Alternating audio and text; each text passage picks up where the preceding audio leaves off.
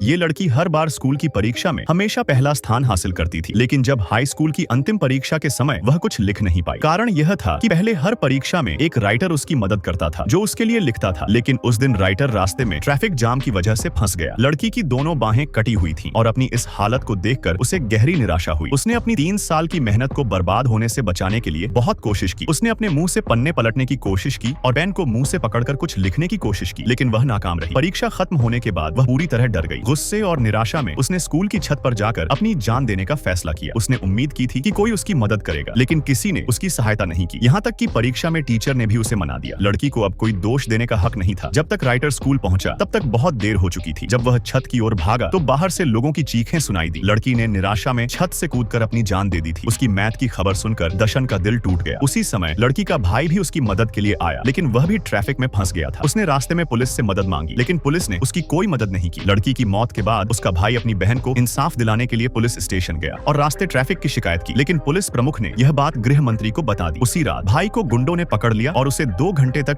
पीट कर मार डाला। इस शहर में गृह मंत्री का आदेश ही कानून था और वह किसी को भी अपने खिलाफ बोलने की इजाजत नहीं देता था। लेकिन एक व्यक्ति था, दशन, जो इस अन्याय को बर्दाश्त नहीं कर सका। वह वही राइटर था जो लड़की की मदद करता था। ट्रैफिक जाम की वजह से वह समय पर नहीं पहुंच पाया था, जिसके कारण लड़की की जिंदगी खत्म हो गई। वह पहले से ही गुस्से में था। एक दिन उसने देखा कि एक छोटी लड़की को सड़क पर एक आदमी परेशान कर रहा था। उसने उस आदमी को रोकने की कोशिश की और उसे अस्पताल ले जाने को कहा, लेकिन उसने नहीं माना। गुस्से में दशन ने उस आदमी को पीट दिया, लेकिन वह आदमी एक गुंडा गिरोह का सदस्य था। उसने अपने बॉस को फोन किया और उन्होंने दशन की गर्लफ्रेंड को पकड़ लिया। दशन ने गुस्से में उन गुंडों को बुरी तरह पीटा और उनके बॉस को भी नहीं बख्शा। बॉस डरकर भागा, लेकिन दशन ने उसका पीछा किया और उसके घर तक पहुंच गया। वहां उसने सभी गुंडों को मार गिराया, लेकिन तभी किसी ने दशन के सिर पर बंदूक तान दी। उसे पुलिस ने गिरफ्तार कर लिया। जल्द ही उसे रिहा कर दिया गया, क्योंकि गृह मंत्री के दामाद ने उसे खुद सजा देने का फैसला किया। गृह मंत्री का दामाद दशन को मारना चाहता था, लेकिन उसे नहीं पता था कि दशन एक खतरनाक और गुस्सैल इंसान है।